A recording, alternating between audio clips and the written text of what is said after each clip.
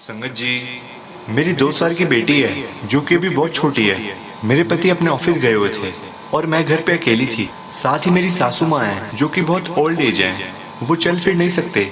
मेरे बैंक से मुझे फ़ोन आया कि आपका यहाँ पर अकाउंट है। उन्होंने मुझे सब बताया, अकाउंट नंबर वगैरह सब कुछ। मैंने कहा जी हाँ, मेरा यहाँ पे एक अकाउंट है। मैंने उनसे पूछा क्या हुआ मुझे बताइए। संगत जी, उन्होंने मुझसे कहा कि आपके अकाउंट में एक चेक लगा हुआ है जो कि अननोन नाम से है और आपके अकाउंट में इतने पैसे भी नहीं है कि हम उस चेक को क्लियर कर सकें।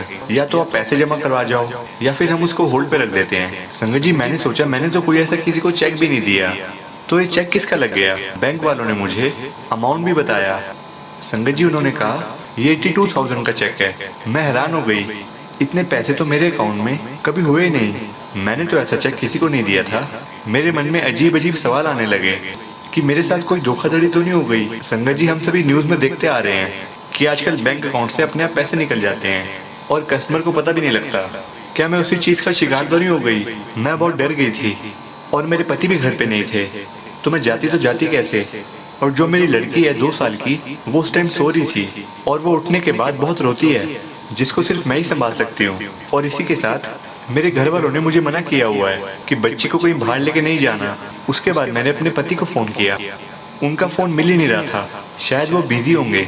उसके बाद मैंने फैसला किया कि मैं अकेले बैंक जाती हूँ और मेरी बेटी तो भी सो ही रही है। बस मैंने गुरुजी से ये अरदास करी, गुरुजी जब तक मैं आ ना जाऊँ मेरी बेटी को मत उठाना, ये ऐसी सोई रहे, क्योंकि अगर ये जाग गई तो उसको कौन संभालेगा।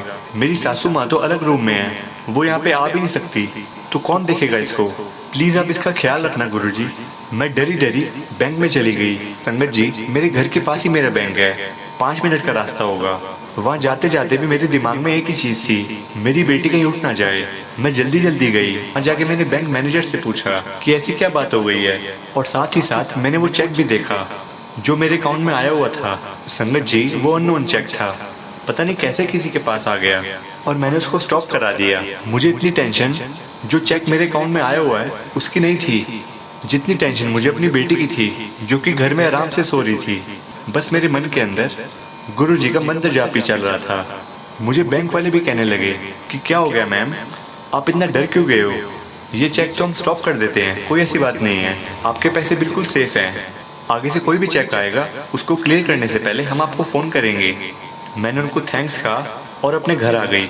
संगत जी, मैंने जैसे ही गेट ओपन किया मेरी बेटी अभी सो रही थी और मेरे रूम के अंदर गुरुजी का एक बहुत बड़ा स्वरूप है जहाँ पर हम रोज़ पूजा करते हैं। मैं सीधा गुरुजी के पास गई और कहा, शुक्राना गुरुजी, आज आपने मेरे पैसे बचा लिए और साथ ही साथ जो मैंने आपसे अरदास करी थी कि मेरी बेटी को मत जगाना, आपने वो भी पूरा कर दिया। वो अब तक आराम से सो रही है। संगत जी, थोड़ी देर के बाद मेरे पति का मुझे फ़ोन आया कि क्या बात थी।